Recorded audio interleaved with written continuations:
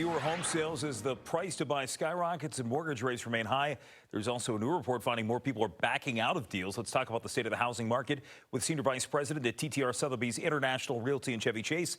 It's Corey Burr. Corey, we're hearing the term housing recession. Is that what we're seeing right now?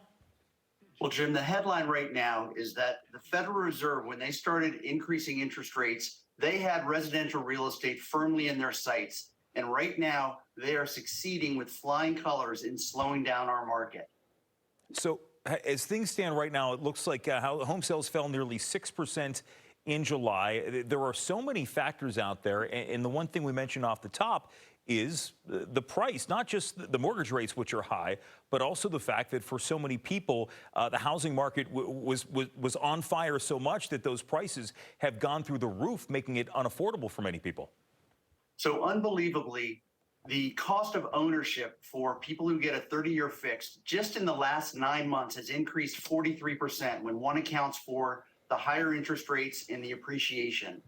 Now, even though the median prices nationally are up 11% year over year, and 82% of houses nationally sell within the first 30 days, sales were down nationally in July by 20%, which is just a big change from the prior 2.5 years. And sales fell for the sixth straight month nationally.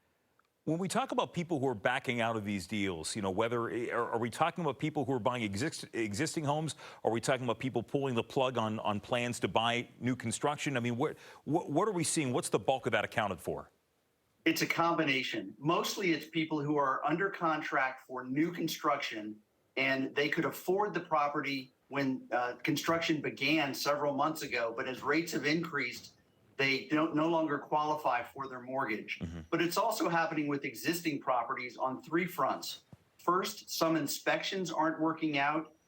Some appraisals aren't valuing the property where it needs to be to get loan approval. And finally, also with existing properties, some people aren't qualifying for their mortgage as well. Corey, my last question for you. I think back to 2008 when we saw everything grind to a halt, the economy, the housing market, and we saw the government offering tax incentives and things along those lines. Are there things in your industry that you believe can be done to get people back into the market and back into looking and buying new homes?